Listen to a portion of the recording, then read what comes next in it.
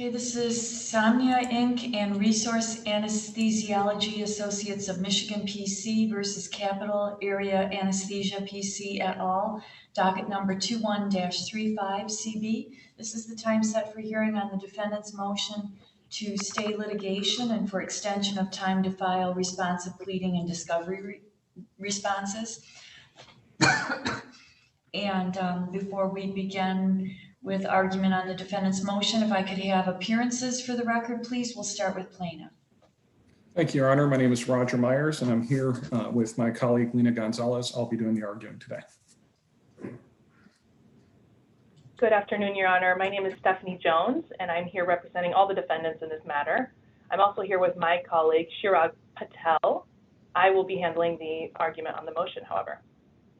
Great, thank you. So, Mr. Myers, you want to go ahead then? Your Honor, it's actually defendant's motion, so I'd oh, you're right. I'm sorry. Ms. Jones, I'm sorry.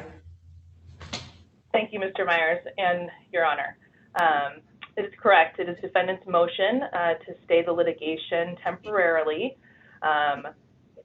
I represent all the defendants in this case, like I mentioned. The defendants are an anesthesiology group and about 9 of the doctors within the group, actual practicing providers of anesthesiology services. They were previously contracted with McLaren Greater Lansing to provide anesthesiology services to the hospital until middle part of last year, where they decided to contract with Somnia, the plaintiff in this case, to provide administration of those anesthesiologist services at the hospital. That is sort of the gist of where this case starts. And as we've mentioned in our briefs, where all the issues are intertwined. What happened, as alleged by plaintiff Somnia, is that our clients did not want to work with Somnia as they took over the administration of anesthesiology services. Subsequently, the hospital decided to no longer contract with Somnia and instead, retain my clients to continue their services as anesthesiology providers at the hospital. Plaintiff asserts 3 counts, 1 of tortious interference of a contract, and then 2 essentially defamation counts, 1 defamation and 1 injurious falsehood claims. We learned just days before filing our responsive pleadings that the hospital and Somnia were engaged in active arbitration with an arbitration hearing date starting in 20 days from now, April 19th. As I'm sure Mr. Myers can attest to, prior to that, we had worked alongside Mr. Myers and his co-counsel to exchange a protective order, drafts of that, ESI protocols, and really started to get going. He did offer some extra time for us to put our responsive pleadings on file. We were actively getting started in the case, and then we're just sort of blindsided by a call from McLaren's counsel telling us this. We haven't seen the arbitration demand. We haven't seen any of the pleadings, the motions, any of the discovery in the arbitration.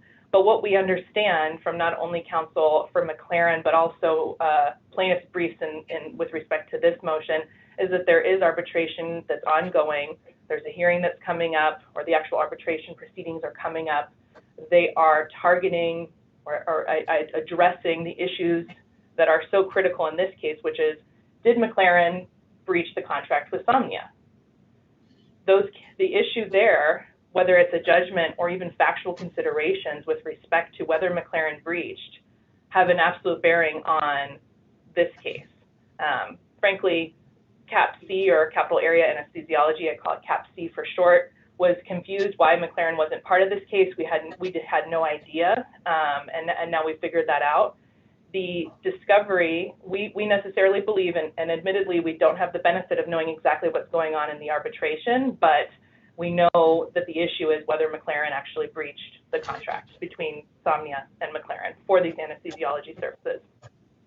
We don't have the benefit of knowing the ins and outs, but we do have a good faith basis to consider the fact that breach, the potential of damages, and even various factual disputes with respect to those issues could have a significant impact on our case. And so we bring this motion before Your Honor to ask for some extra time to allow the other two parties to hash those things out and perhaps get a judgment and an actual factual finding on the issues that will have significant bearing on our issues. They have a significant bearing on our issues for the three reasons that we cited to in the brief, which are, did McLaren breach? If McLaren did breach, if there's a finding that McLaren did not breach, then necessarily there are issues with the claims against CAPC and the rest of the defendants in this case. It would negate an essential element of the tortious interference with a contract. And then it would also have bearing on the damages available to Somnia in this case under the defamation claims, right? Because the defamation claims are based on things that were allegedly said that Somnia is claiming had an impact on McLaren's decision to breach. If no breach, then what could the damages necessarily be that flow from these alleged defamatory statements that supposedly influenced McLaren to breach? There's also an element of whether Somnia breached a condition precedent or failed to perform the essential purpose of the contract. The way I understand it is that when Somnia takes over as an administrator of anesthesiology services, there's a sort of a necessity for continuity of providers. And in Somnia's complaint, they allege this, they admit this. In fact, in paragraph 26, they state, in staffing their teams of anesthesiologists and CRNAs upon taking over a new medical facility, Somnia affiliates attempt to retain their hospital's legacy providers. That provides a lot of value not only to Somnia but to the hospital, and it's our belief that that was something that was required of Somnia and was part of the purpose of the contract. That's important because if Somnia breached that consistent precedent and was in fact unable to provide the services because CAPC was not going to continue to work as anesthesiology providers with Somnia when they took over, that also has an impact on the claims that are pending against us. On the flip side, if Somnia does obtain a judgment, then that could have a significant impact on the damages that are available to Somnia in this case. They can't double dip on the tortious interference claims and would significantly reduce the amount of damages that could be available to them under the defamation counts. And even practically speaking, Your Honor, if they do get a judgment, against Somnia, against McLaren in the arbitration, that could have an impact on potential settlement discussions. Perhaps Somnia thinks differently about this claim, once they get a judgment there, and that could have an impact just on practical considerations. Of course, more importantly are the potential for collateral estoppel, the potential for duplicative discovery, the potential for sort of a waste of the time of the court's resources and counsel's resources and the parties' resources. But I think that's also another practical consideration that can't be sort of neglected. That's essentially the gist of our motion. There have been several arguments that were brought up in response to our argument, none of which, I think are compelling. First, plaintiff responds to our brief by criticizing that we don't have any guiding principles for this issue. And unfortunately, plaintiff wasn't able to cite to any cases in response that were directly on point either. And that's simply because this is a bit unique. It is. We have an arbitration and out-of-court proceeding that's going on, but we did take the time and diligence to look for persuasive and, somewhat synonymous case law to sort of, demonstrate the issues that we see here.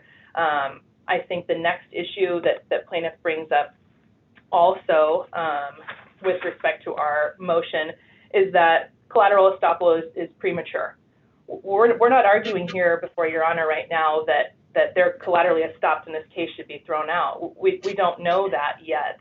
We're bringing this to your attention right now because we're concerned about, potential duplicative recovery or duplicative and inconsistent findings, or a potential for duplicative recovery should the arbitration work out in a number of ways. Like I said before, we just learned about this arbitration. We don't really have the benefit of everything, but we do have at least a good faith basis to bring this up to the court, to advise you as to what's going on and to allow you an opportunity to evaluate the potential for collateral estoppel. Plaintiff also cites too, potential prejudice to them.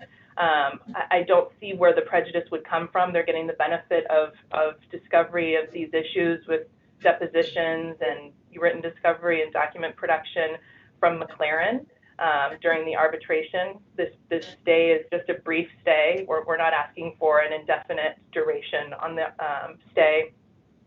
Like I said, it's only about 20 days away that the arbitration is taking place. At least that's what I've been told.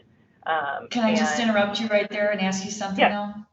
So it takes place on the 19th, but when do you get a decision? And is there a time frame?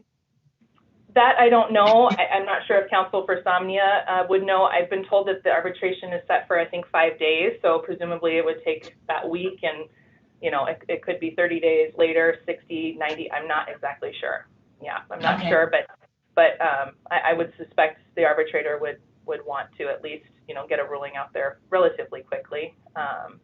And then we're just asking for a stay for about 14 days thereafter, because that would allow us just to kind of take in what happened and, recraft. I mean, if there are certain findings, we may be able to bring dispositive motions right away on certain issues that would reduce the issues in the case, reduce the potential for damages, or otherwise sort of streamline the issues before the court.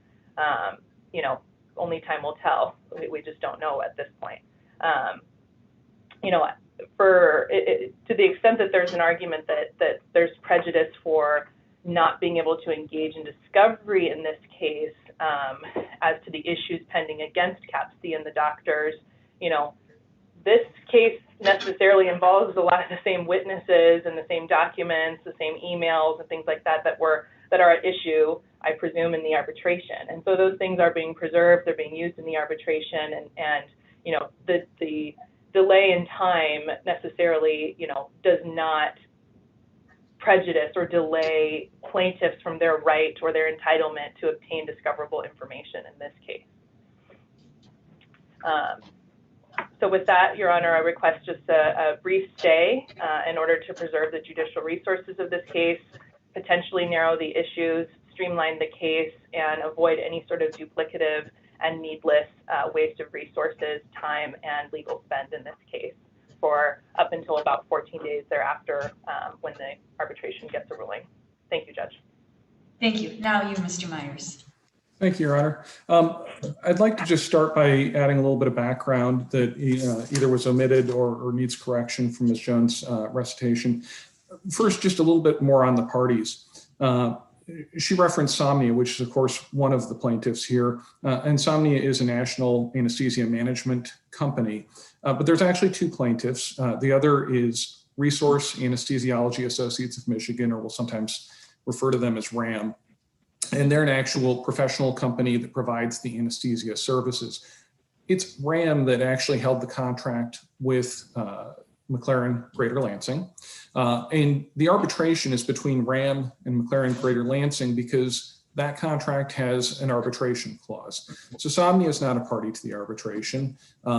CAPC is not a party to the arbitration, and none of the individual physicians are parties to the arbitration because there's no arbitration agreement between any of those other folks. It's just RAM and MGL. So that's one important thing. Certainly, there are going to be issues about MGL's breach that are going to be resolved as part of the arbitration. But the overlap, I think, has been greatly exaggerated between this case and the arbitration. And to understand that, I think it's important to understand a little bit more about why we're here suing CAPC and these individual physicians as sort of a separate path with MGL. This isn't just a situation where MGL changed its mind. CAPC and its physicians engaged in a concerted effort to get the hospital to change its mind, knowing that a contract had already been entered into. In fact, one of the exhibits, or I guess the only exhibit that we attached to our response, is a text message where an email from defendant Dr. Brianna Granlund was pasted into a text message from MGL to us saying, "Is this true?" And it's saying things like, our offers were far below fair market value. They were insulting. CAPC will never work with us, and CAPC it stands united in their resolve, and wants a new contract for 2021 and forward. So it really, in a nutshell, it ties together this notion that we want the hospital to stop moving forward with the contract that it's actually executed and give us a contract. That's one example, but our complaint was very heavily fleshed out and attached other examples, including letters that were signed by all of the CAPC physicians individually that were sent to all of McLaren Greater Lansing's surgeons, its physicians, its staff, the whole 9 yards. So what was happening here is a full court press to say Somnia and RAM are bad. They have all these problems. You shouldn't move forward. Put pressure on the administration to not move forward with the contract. So I make those points because it's important to understand really why we're suing each of these groups, and why we're doing it in the forums we're doing is because it's what's required in our agreement. We can't bring these two folks together. We're just forced into separate proceedings. So with that said, just a little bit of backdrop. We started this case January 21st, served everybody within the next few days. So we're, as of tomorrow, we're 10 weeks into the lawsuit, and we served initial disclosures and discovery along with the complaint. Ms. Jones made some statements about things like, we're going to get a lot of discovery during the arbitration. Well, they've actually had our contract now for something over a month, maybe 5 weeks, I'm not sure exactly, but we provided a copy of the contract to counsel for CAPC, because this is an action in part based on a contract. So they actually have the arbitration provision, and the arbitration provision is clear that there is no document production allowed in the arbitration. So this isn't a situation where we're going to get discovery in one case and then be able to use it in the arbitration, or vice versa. In fact, we've got a subpoena to MGL. They moved to quash it. It's not even going to be heard now until 2 weeks from now because they pushed the hearing date.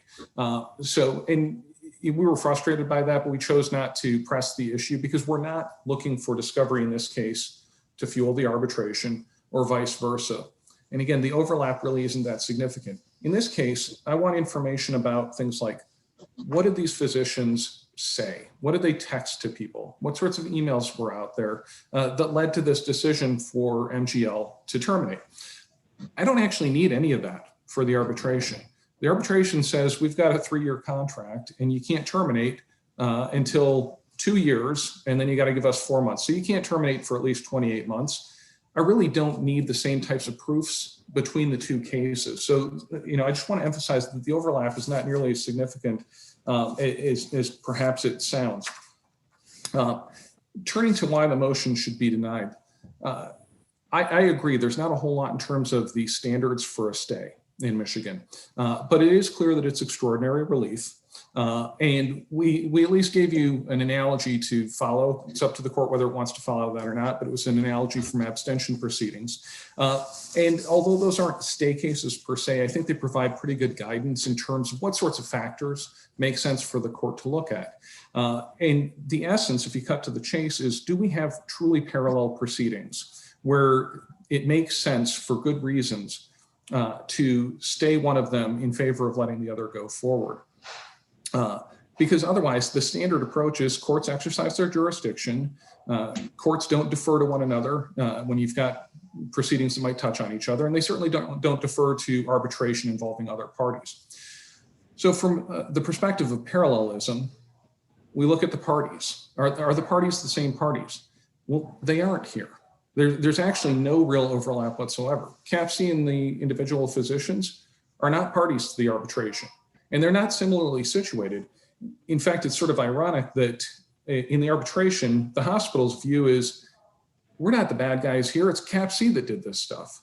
Well, and I'm sure the CAPC is going to have a different view in these proceedings here, but these are not natural allies. There are different claims. In the arbitration, we've got a breach of contract claim, and then we've got, we had to do work to start early, so we've got some unjust enrichment theory there as well. But those are contract or contract-like claims. Here we've got tort claims.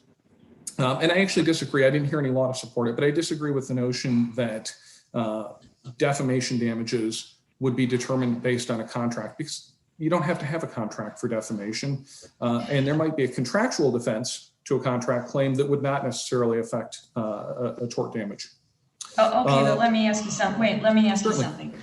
So, but if the arbitrator found that McLaren did not breach the contract, then what would your client's damages be for the defamation? Well, so for the defamation, we've got a much broader issue because first we lost the McLaren Greater Lansing opportunity, but we were simultaneously working with McLaren Lapeer region. So that was under negotiation, that was moving forward. And now we have a dust up with McLaren Greater Lansing caused by the actions of CAPC and its physicians that caused us to lose McLaren Greater Lansing and become adversarial essentially to McLaren. And what happened? We lost the Lapeer region immediately. It just went completely away. We're also hearing throughout the country, we're hearing folks saying, Somnia, what happened? How in the world did you lose a contract? You know, what's this stuff that we're hearing out of Michigan from the CAPC folks?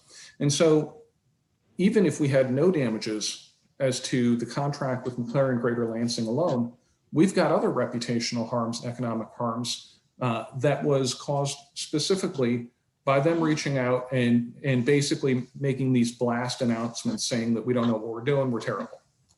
Wouldn't you have to allege that in your complaint? I don't remember seeing that in your complaint, but I could be wrong. Sure. Your Honor, if you give me a moment, I'll cite a paragraph here. I have it, Your Honor, if you'd like me to cite it as well. I'll let Mr. Myers respond. Thank you, Your Honor. I'm just looking for the right paragraph number.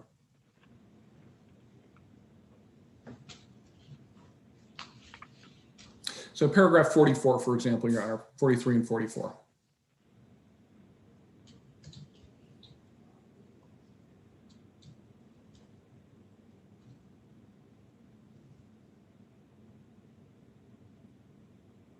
And then also paragraph 64 in the and 65, not 64, and 69.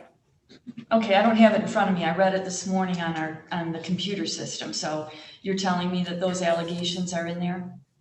I am, Your Honor. Okay, go ahead. Then I accept your explanation. So, Your Honor, we have different claims, we have different parties, and we have no possibility of complete relief for the reasons I just talked about. Frankly, we're seeking greater damages here than in the arbitration because the harm was wider spread than just the loss of the contract. And absent that parallelism, I think that should really be the end of the inquiry. Obviously, I am going to address the specific arguments about collateral estoppel.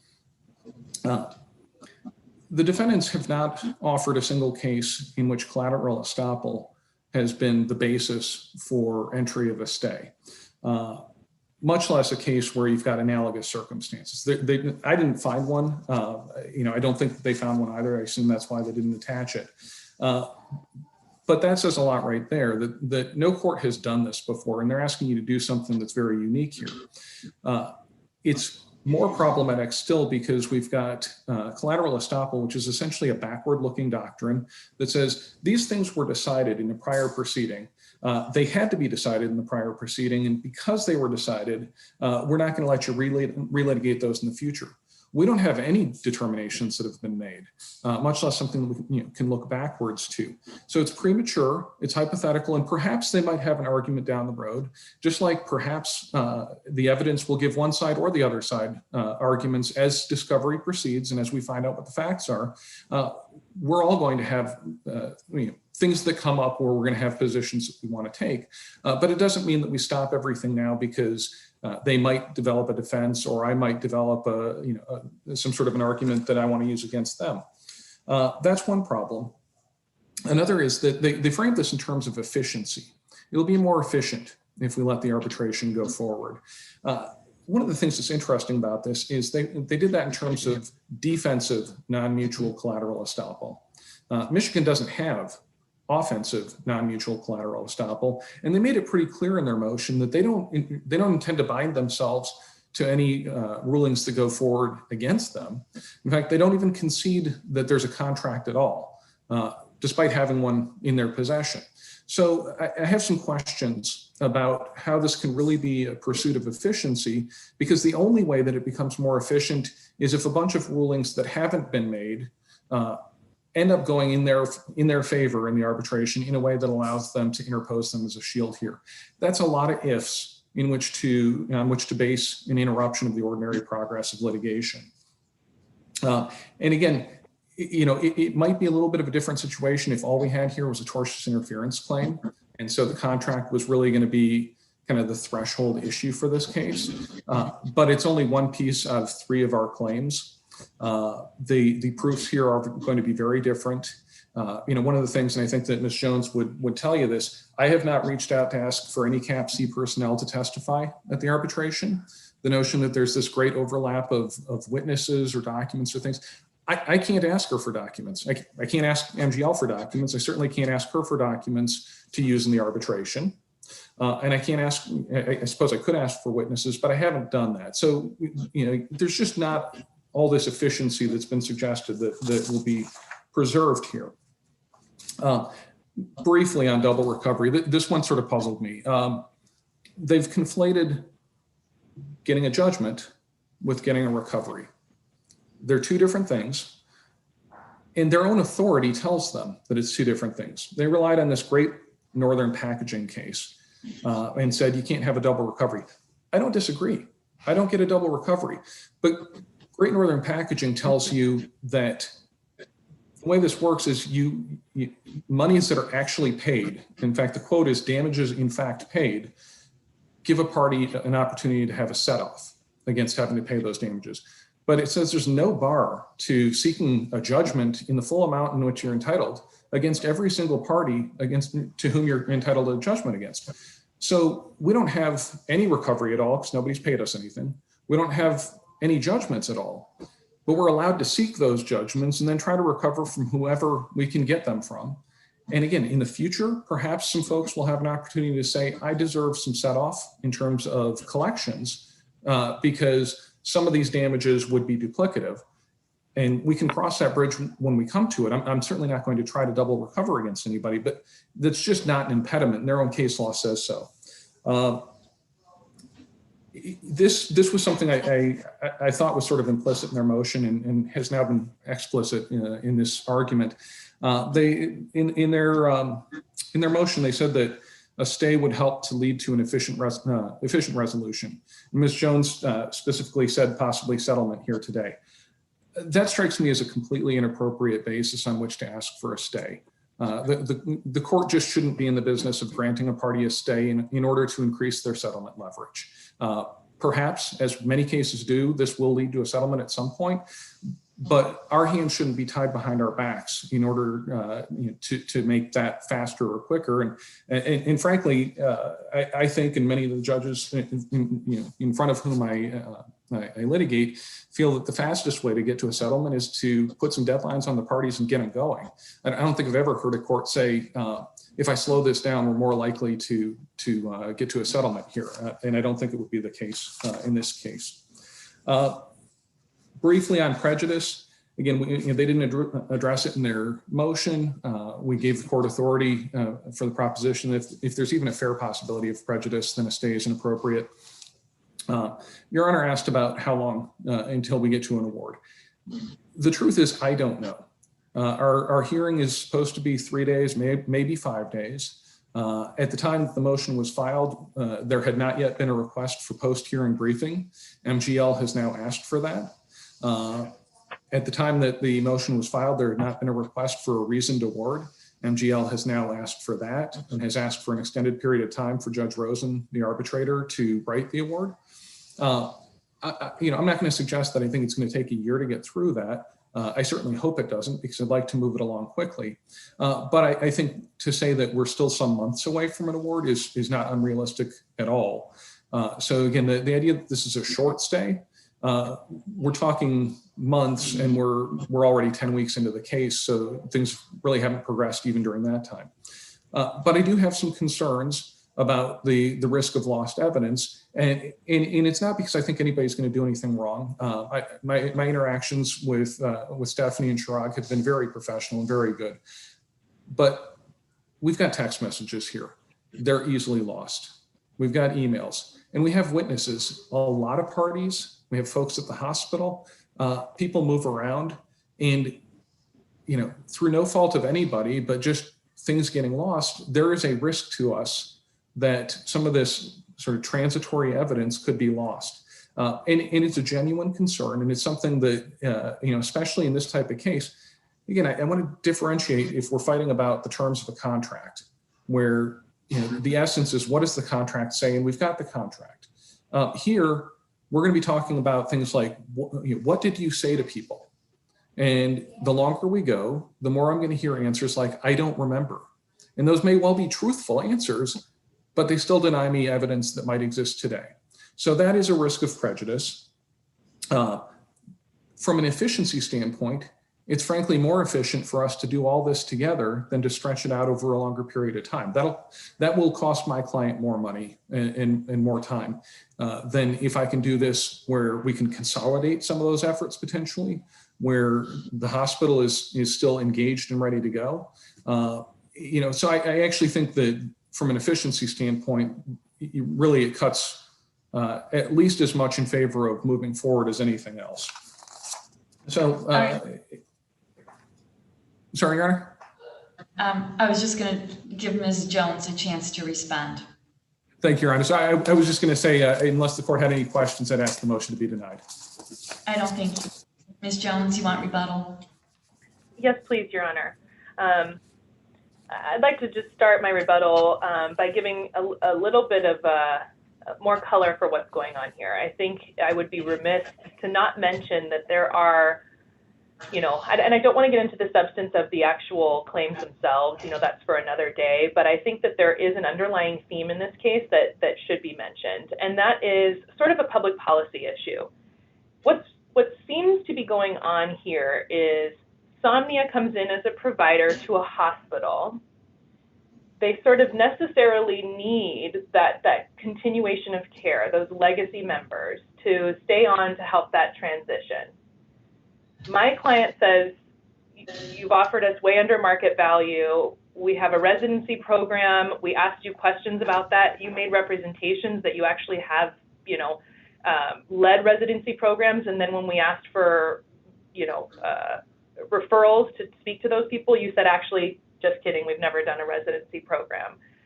And so then they say, look, I don't feel comfortable administering care for not only myself, because the value of the contracts that are being offered to us as individuals from Somnia are well under what we're making and well under market value, but you don't have the experience, the expertise, or even the insight into running a residency program like this. We have concerns about the actual care of the patients that's going on here, and they bring that up to McLaren. It was interesting to me that the text message from Dr. Granlund was provided as support for the rebuttal here, because that exact text message is almost central to our defense. Those are truthful statements, and as the evidence will, I think, eventually show, those were based on actual facts that were brought. So there's sort of this, if you don't join in to what Somnia is offering, we're going to sue you, and if you don't join us, you're going to be punished. And that's sort of a little bit about what's going on here. There's a public policy issue of, these are employees who are bringing it up to essentially their employer, that we have, issues with respect to the conditions of our employment, which the NLRB would prohibit any sort of discrimination or punishment for. There's issues with continuation of care for the patients that is going on. And I bring that up just to give a little bit more of a color, for the defense of this case. And I think it has bearing on this motion as well, in that, first, I want to take the issue of the damages with respect to the McLaren-Lapeer region. The reason why I knew where those allegations were is because it's very evident from the complaint that there's no allegation that my clients knew about that. Had no idea about the negotiations between, Somnia and McLaren-Lapeer. Separate from their affiliation with the hospital, they had no idea. And I think that's telling from the face of the complaint. They had no clue that there were other issues going on. They were just concerned about what was going on in their in their practice and in their employment. Another thing is that Mr. Myers mentioned that the overlap is insignificant, or that we're, maybe over-exaggerating the overlap between the two. Mr. Myers also mentioned that he doesn't need anything from CAPC to prove his case against McLaren. So the overlap might not be significant to Somnia or to RAM, but it is significant to us. And it's significant to us because of the collateral estoppel issue. As Mr. Myers mentioned, Michigan does not support non-mutual offensive collateral estoppel. But what we're arguing here is the potential for non-mutual defensive collateral estoppel, which, if there were rulings that impacted this case, we would be entitled to use. What's interesting about that as well is that regardless of which way it goes in the arbitration, that has an impact on our case here, and we're entitled to use it. Somnia, because of that, the bar on offensive collateral estoppel, couldn't use a prior judgment in its favor against a non-party, CAPC, that didn't have an opportunity to defend. But we can use that in this case. Also, Mr. Myers mentioned that the parties don't overlap. Again, we're not talking about the parties, we're talking about the issues and potential for issue preclusion, which I think that we have explained how it could impact this case. Mr. Myers also mentioned that perhaps down the road there will be collateral estoppel. I believe those were his words. And that's exactly what we're saying. We don't know if there's been no ruling now, but we're asking the court for a brief stay to figure out if that is the case, because there is that potential. There is the potential for collateral estoppel.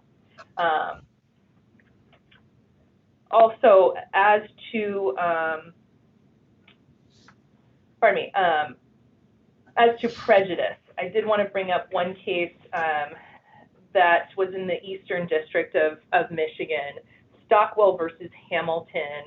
And the citation I have is 2016 WL 3438108. Of course, persuasive authority, but it touches on kind of a long history of at least federal case law that touches upon the arguments made by counsel that sort of this length of time and memory loss of the witnesses is inherently prejudicial. And the case law basically says that, the concern about, quote, witnesses' memories fading with the passage of time, as well as with documents becoming lost and with witnesses becoming available. The district court went on to mention that risk of such prejudice is so remote because those proceedings would overlap so much, so the cases presumably would involve many of the same issues, witnesses, and evidence, and then went on to say that in the interest of the economical use of judicial time and resources, and to expedite the civil proceedings, avoid needless expense of judicial time and resources, the stay was entered. So that exact argument, that sort of inherent in any stay is this risk that witnesses are going to lose their memory, or that documents or text messages are going to disappear, inherently prejudice the other side, I think has in many courts. I didn't find anything in Michigan state court, but at least, in your sister court over in the Eastern District of Michigan, they had evaluated that issue as well, and it's just been sort of discredited by that court. I think the final point that I wanted to make, Judge, was on the double recovery issue. There was a point that was made that there's a difference between a judgment and recovery, and certainly we know that that's the case. But, if Somnia recovers significantly from McLaren, the difference in what it can recover from CAPC could be minimal. And again, the issues, the damages, the discovery related to those damages would be significantly streamlined. With that, Your Honor, again, I humbly and respectfully request a stay in order to preserve all of the court's resources, parties' resources, and otherwise promote the judicial economy with respect to the two pending cases. Thank you. All right, thank you. Well, first of all, I don't have to do any exhaustive search to find authority for this court to grant a stay if it were inclined to do that, because I think it comes within the court's inherent authority one, and two, under the court rules, the court's ability to control the flow or the timing of the case. So I would scratch that as any kind of an impediment to a stay. Second, I agree with the plaintiffs that any collateral estoppel argument is premature at this point. I recognize that, the defendants are saying, well, it could apply, and we have to, that's the whole purpose of the stay, is to find out where we get with the arbitration. But I do think it would be premature to analyze whether collateral estoppel applies at this point, because we don't have an arbitration award yet. So we don't even know, and defendants haven't even seen the demand. So I'm certainly not prepared to say that a stay could be justified at this point by collateral estoppel. I also, though, have to reject the argument that just wanting the parties to settle would be not a good enough reason. The court's interest in having parties settle is not to get the case off the court's docket as fast as possible, but to allow the parties to reach a mutually agreeable resolution of their dispute. And that's the overriding concern on settlement. So to tell me that, you don't stay a case to promote settlement would come as quite a surprise to the handful of cases I have on my docket right now that are stayed at the attorney's request, begging me to keep it stayed because they're working on a settlement and they want to be able to have a mutually agreeable resolution of the case rather than an imposed resolution of the case. So, that is a valid reason to issue a stay. However, having said all that, what I'm looking at is how long would a stay be, and how would the arbitration really impact what's at issue here? So the defendants say that it's just a brief stay and that the arbitration hearing is April 19th. Well, I'm not at all convinced that it would be a brief stay, because we have no way of knowing after the arbitration hearing when there would be an arbitration award. And I'm just not satisfied that we can say it would be a brief stay. But the other more important reason is how would the arbitration impact this case?